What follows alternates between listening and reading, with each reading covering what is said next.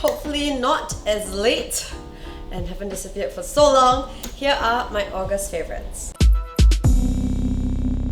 Okay, I want to make special mention of these. So these are my favorites, not just because of the plant or the pot, but actually both.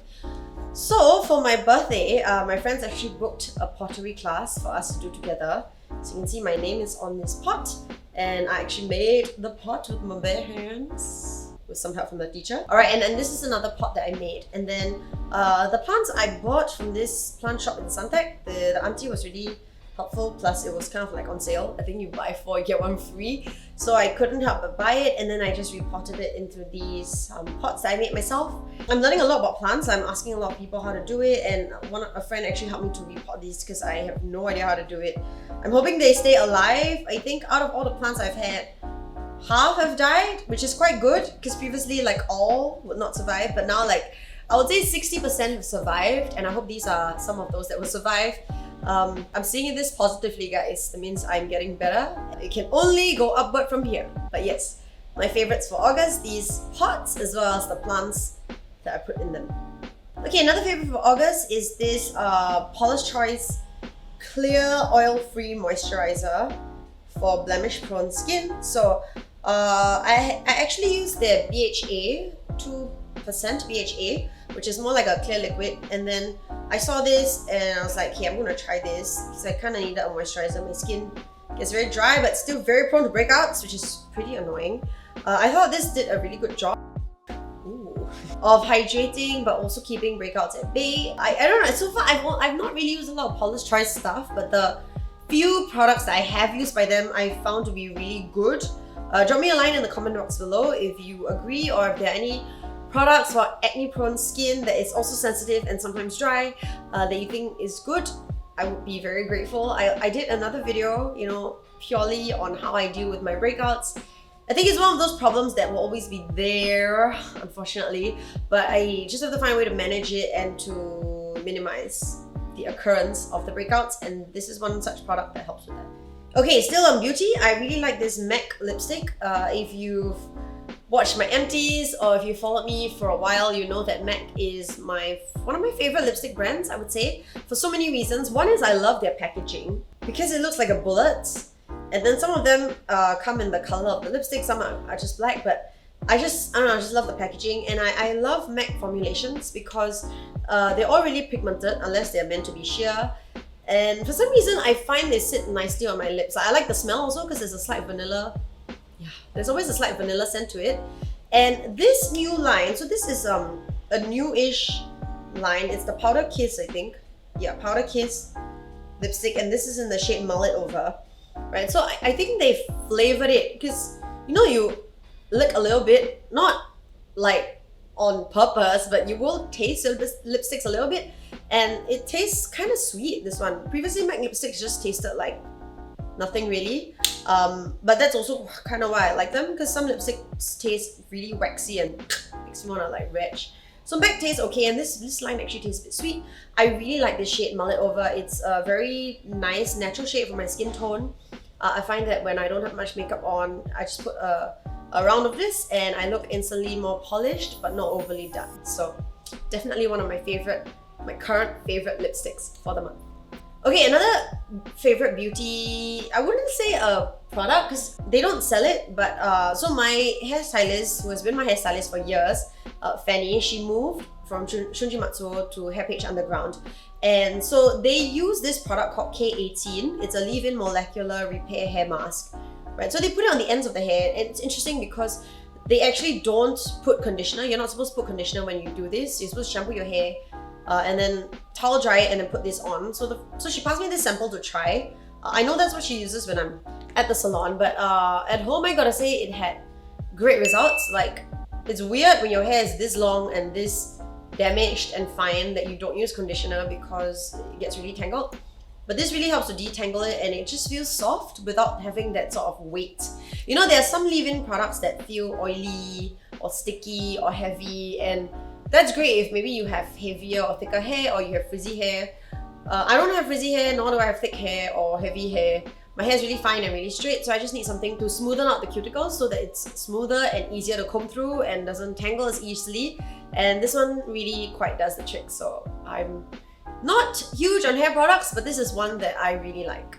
Okay, so a favorite food that I've recently discovered. Now, you know mala xiang guo, or translated mala means numbing spicy, xiang guo is like fragrant hot, right? So basically it's like a yong tau fu store, or like a store where you pick the ingredients that you want, you give it to the cook, and they will do it into like a stir fry for you. So that kind of started, I think, about 10 years ago in Singapore. Like there were all these hawkers in Chinatown that started it, and it became really popular. And then what has really become popular in 2021 is mala tang. So they do it, but it's in a soup version, and it's not just random hawkers that do it anymore. They do it in like chains, right? So the first one that I tried was the one with the llama or alpaca as their logo. I think it's Gongyuan Mala Tang, and that one I tried the one at Suntec, and I thought it was quite yummy, right? So you can pick your level of spice, and you pick your ingredients, and they do it in the soup for you. And then I tried Yang Guofu or Yang Gui. So bad with the names. YGF, right? So that's at PLQ. I'll put the name down here for you. So that's another one that I thought was really good and even better, in my opinion, than Gongyuan. And then my friend Karen introduced me to Zhang Liang Mala Tang. Again, I hope I'm getting the pronunciation right, but this is the one at Bugis. It's next to where Nando's is, and it is really yums. Like, it's not overly powering. The soup is very tasty. It's not actually super spicy, even though I usually go for da la, or the highest level of spice. It's not really that spicy, but it's just very tasty, right? And it's the right level of numbing to be like appetizing, but not so much so that I think like locals cannot accept it. So that's kind of like my favorite one. The ingredients are really fresh. They have a really good variety of ingredients. I would say, yeah, go try it if you're in the area. Okay, a favorite book that I read this month is Cast by Isabel Wilkinson. So this followed on the back of last month. I think I talked about Brave New World, which kind of talks about a dystopian future. So this one really examines like the caste system in America, and she compares it against what she considers the caste system in India, what is a caste system in India, and what happened during the Nazi occupation, where there was a Holocaust and there was this whole discrimination against Jews, right? So it's a very interesting book. I think it's one of those, it was like the #1 non-fiction book or something like that on the list of books, and it made it to Oprah's book club, and that's how I picked it up. And wow, it's quite a difficult read. Okay, I'm not gonna lie. Like, it took me a really long time to get through because she's quite graphic in some of her descriptions of some of the atrocities that were committed. You know, I think one of the ones that really stuck in my head was they went to a house of someone from what she considers the lower caste, which is African American men, and they took him and his son, and then they tied up the man, and they tied up his son, and then they pushed his son into the river and basically let him watch his son die. Like, why would you do that, right? But I guess this is just how it was, and these are true stories. It's not like, I mean, like for Brave New World, it's a fiction novel. The most disturbing thing is that none of this is fictitious, right? The other thing that stuck in my mind that was very harrowing was they had these like beheading ceremonies, and this is as recent as like, I think in the 1930s or 50s, which isn't that long ago. And it would be like, they would behead this person, and it would be like a carnival. Like the whole town would turn up, and they would even have a photographer taking pictures of the event and making them into postcards that you could send to your friends. It's really quite disturbing, right? And the other, like, they talked about like during the Jim Crow region, they also talked about like how slave masters would use the flesh of their slaves as whips or like reins for the animals.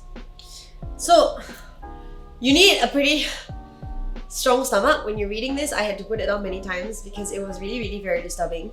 But I think it's a really good read, and I think it's a really essential read, especially as I feel like racism in Singapore, I mean, people say it's on the rise. I think it's just always been here. It could be because of the pandemic, people are more well, I like to think it's because people are not processing their emotions properly, so it's coming out and manifesting in more obvious ways, you know. We had quite a few racist cases. I think there was the lecturer who told off this multiracial couple, and you know, there are people like, I think, throwing stuff at their neighbor's house or something. I mean, it's just quite disturbing, and I hope that in Singapore we manage to somehow educate enough, and that we don't come to a point where we regress back, you know, into like what was the caste system. Do you know, I think I can't remember which American state, as recent only as the year 2000, was interracial marriage legalized in that state. It's really quite appalling, right? That's not so long ago. It's really not so long ago. And the other thing that really struck me was that, you know, when Barack Obama was elected in as president, people thought, okay, wow, like, you know, America's very progressive. He's the first black person who has become a president. He can also improve the image of the United States in the world. It proves that there isn't racial discrimination in the United States. But you must remember that most white Americans didn't vote for him, right? And they would rather vote for something that might threaten security and other things, just so that they would stay on top. I mean, at least that's what Wilkinson argues in her book. Obviously, she has her own view.